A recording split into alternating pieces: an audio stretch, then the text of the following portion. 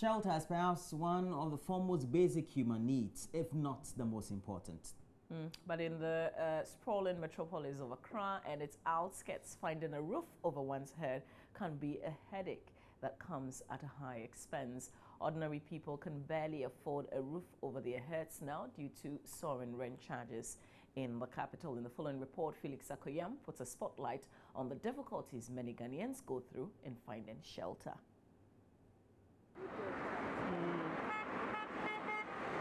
Housing is one of Ghana's biggest development challenges. Ghana's housing deficit stands at 1.7 million, according to the Ghana Real Estate Developers Association. More than 15,000 housing units must be built each year for the next 10 years to deal with the problem. But with no strict policy to regulate the sector, the housing challenge continues to worsen, especially for low-income earning urban dwellers.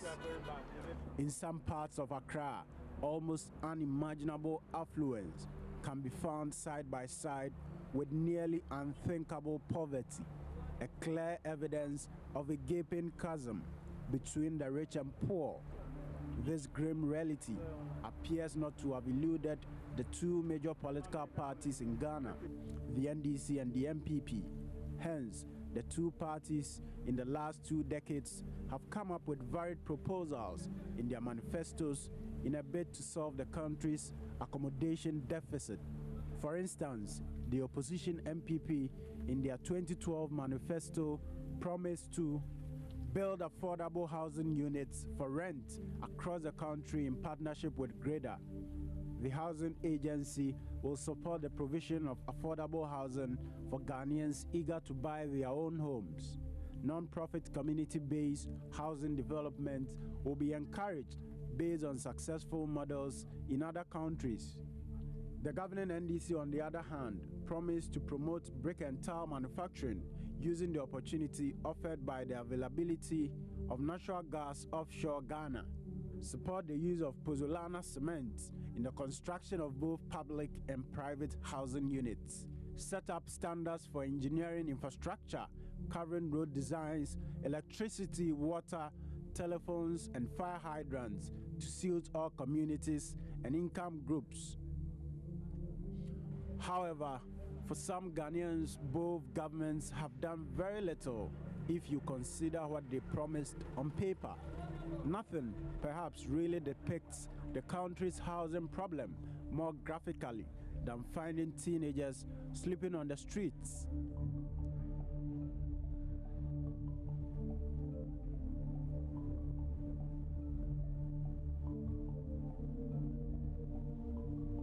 But even more chilling is what I found in this slum, Sodom and Gomorrah, otherwise known as Old Fadama, the city's largest slum.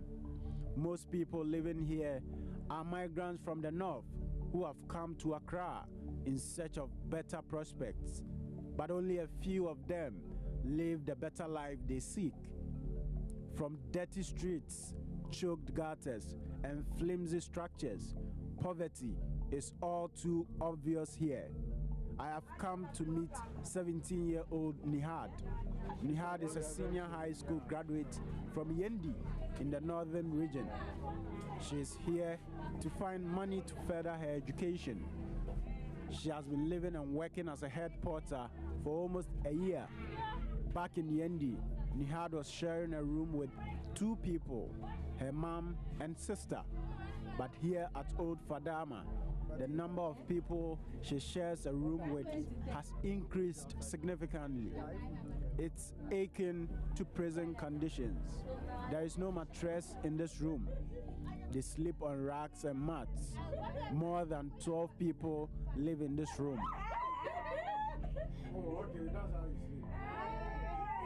I have been here for almost 10 minutes and I am already suffocating because there is intense heat in this room. Even with this fan up here, the heat is still unbearable. 12 people sleep in this room every night, and this is how they sleep. One sleeps at the other side, the other sleeps at the left side, the other sleeps at the right side, but you have to put your legs on the other person you're sleeping close to because the room is not big enough. And perhaps nothing really mirrors Ghana's accommodation problem, the severity of Ghana's accommodation problem, than the condition of young ladies like these Kayais who live here in Sodom and Gomorrah. And as Nihad explains, sharing a room with 12 people is difficult. Sometimes you can get up and step on someone because you're a man in the room. The person will be insulting, shouting, even if that is too late, like 12, 11, 10, 1. And the person got up, the person will be insulting because you step on her. Sometimes if there is light up, we'll just be lying down here because the way we're men in the room, we can't sleep. We can't sleep in the room, so some would come out and some would be in the room. Even those in the room today cannot sleep because of the warmth. Her friend, who has lived here for only 2 months, shares similar concerns. I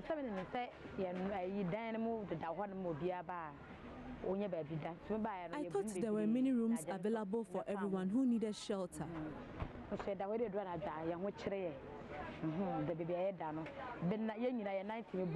when I came, I realized that many people were sharing single rooms.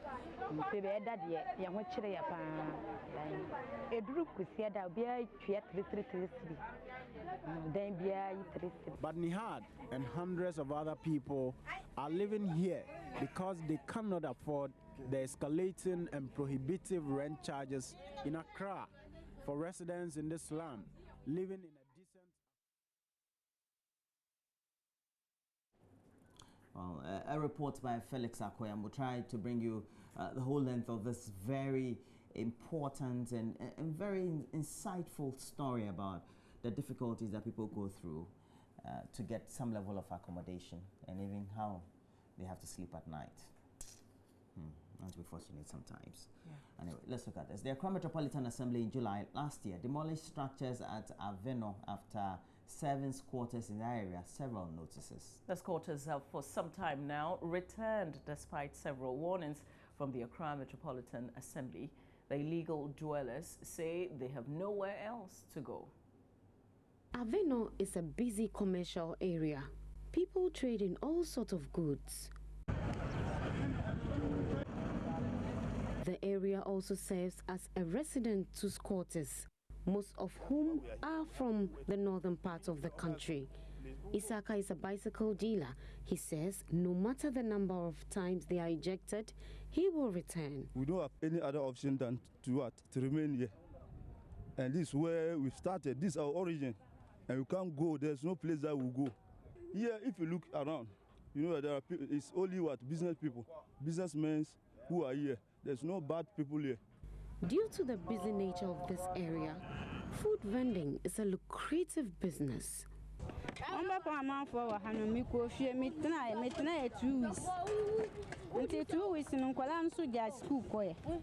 When we were sacked, I stayed home for 2 weeks and my children couldn't go to school.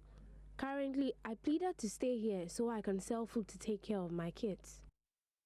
Malam Sofo, who is one of the first settlers and also chairman of the sheep sellers in this area, seemed not to know why government wants to eject them. There are no announcements they come to take in it. They say that the one near the railway side, they wanted to move there. They moved there. They said that you say that you will, even though the mosque here, they came here to want to. Then we all standing and stand. No, we can't understand that you want to break in the mosque. Well, we are back here. Even before we anyway, we don't go anywhere. So the day where they come to sponsor, we did here. So we are even asked Vanderpoy to make us live here. They say, oh, we are sheep sellers there. We shall sit and sell our animals here. According to commercial drivers in Aveno, the demolition has affected their livelihood.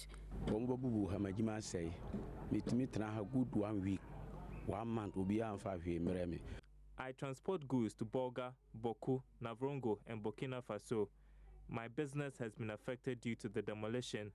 I've stayed here for 1 whole month without transacting any business. Initially, I could load about 7 trucks in a week. I won't leave for others because the authorities allowed others to stay here after sacking us. If they sack everyone, then we'll leave. Even if they demolish structures again, I'll still be here. But me from Bradie, Almost everyone Joy News spoke to is bent on remaining a squatter at Avino.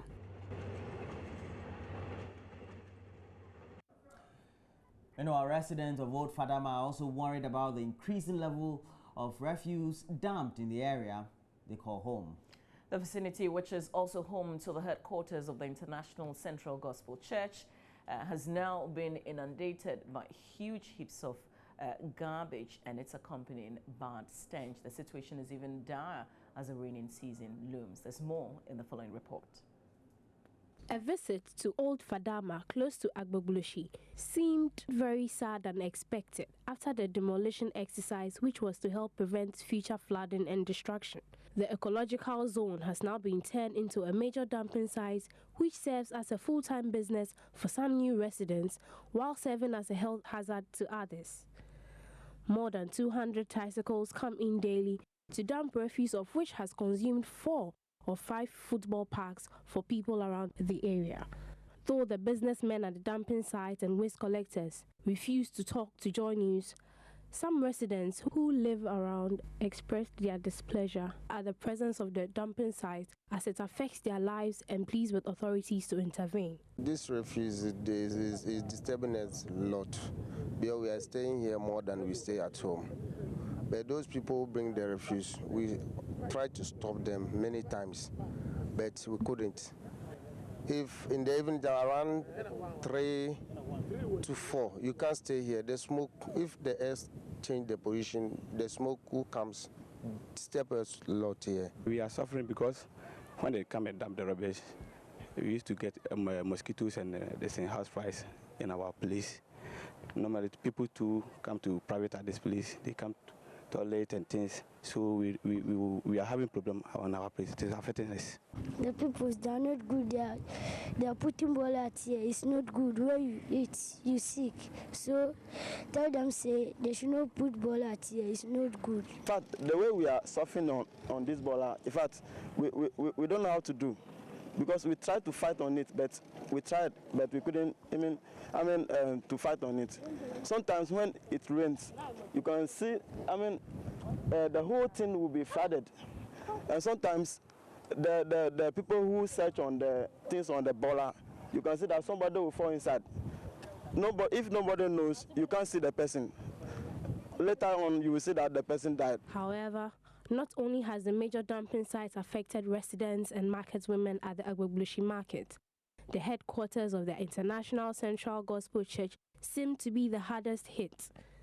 Speaking to Joy News, the executive pastor, Reverend Albert Okran, said, even though the church has informed authorities of the consequences and are willing to help in any way to end this disaster, authorities remain not moved. You've taken time to observe the rubbish, the pile of rubbish behind Christ Temple, ICGC as we speak. You will see that it's probably the most frightening sight you can find in the heart of the city. And sitting where we are now, this is a very well put together facility, but right next to it, you will find heaps of rubbish with smoke that comes in literally the whole day. Sometimes the burning from the smoke is so intense that staff working here have to put on masks. Outdoor has to be cancelled because the kick, you can't eat outdoors in this facility because of the stench, the flies, the smoke. And so it's very disruptive of our activities here. We've worked very hard with the authorities to try and curtail it. Have had countless meetings with Accra Metropolitan Assembly. It's almost become a weekly meeting. We are willing to support the process. And so we put together financial resources and helped to clear the whole dump. in conjunction with the Accra Metropolitan Assembly. They brought the bulldozers, they brought the graders, all the required technology. We paid for the rental, we paid the fuel, we paid for the staff, and worked with them to clear it, only for the thing to spread again and rise way beyond what was there before. For Joy News, I am Jifa Kege.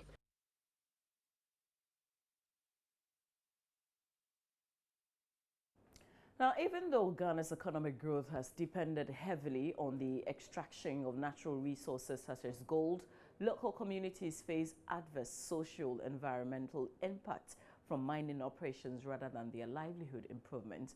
Pollution of water bodies, unlawful destruction of farmlands, and unlawful arrests and detention of community members for expressing their displeasure about the operations of mining companies are about a few of the right violations confronting most mining communities. In the following report, Nesta Kafui Ajama explores the issue of right violation by mining companies here in our country. For years, natural resources have been the backbone of the economy. Gold, bauxite, and now oil are major contributors to national development. Communities where these resources are located have often benefited from royalties paid by mining firms or by directly engaging in small-scale mining activities. However, the story of some communities, Damso, Ola Resettlement, and Yawogruma near Kenyasi in the Buno Ahafu region, is the direct opposite. Residents say mining has become a curse because their rights are constantly being violated by power mining interests, and the country's regulatory bodies are silent about it. Advocates for such communities are demanding an effective reporting scheme to address the challenge. WASA, Association of Communities Affected by Mining, Africa Center for Energy Policy, and IBIS are among groups pushing for the initiative under a project, A Mineral Resource, sponsored by DANIDA. Associate Director of West African Communities Affected by Mining, Hannah Wusu Krantin, explains what the project will be doing. It will ease the problem that journalists go through traveling to communities with other evidence when the evidence has not been around, because by the time you move from your office to the community, you might have lost the evidence together. So there's a way of fast-tracking information dissemination and also making sure that community voices are heard, and also to ensure that even as we know of what companies are doing, we also will be able to assess what is happening in the community and be able to compare the costs. Now, Ghanaian products have largely not been able to compete with imports as a result of poor quality and inappropriate packaging. These challenges will soon be a thing of the past. The Ministry of Trade and Industry has signed a memorandum of understanding with the Food and Agriculture Organization to provide local manufacturers with requisite training on packaging technology. The FAO, Director of Industrial Development at the Ministry of Trade and Industry, Ben Hur, explains to Joy Business why this has become crucial. As far as Made in Ghana is concerned, we have been promoting or educating Ghanaians to support industry by patronizing Made in Ghana products. And we know that the SMEs or manufacturers in Ghana face various challenges. And one of the challenges has to do with the packaging. As we produce our goods, we must bring packaging. We must package the products in such a way that they can compare with those that are being imported from outside, so that Ghanaians can patronize these goods. Most of our products are of very high quality, but only the packaging, poor packaging, that means our own people reject these products. So we are educating the Ghanaian business community, small-scale enterprises, through the Institute of Packaging Ghana, to organize training programs for our manufacturers, so that our products can be properly packaged and acceptable in our local market. And one other thing you pointed out was the absence of industry standards when it comes to packaging and the quality of products. How do we rectify that? That's why we are partnering the Institute of Packaging to, and then also Ghana Standards Board. The lead institute being Institute of Packaging, to come out with the right standards, so that once these standards are set as far as packaging is concerned, we expect our industries to comply with. we have come out with a special logo for our industries, so that those that measure up to the standards that we have put in place, they are given this logo, so that once you see this logo on the products, we know that it's of a certain quality and Ghanaians will be able to patronize.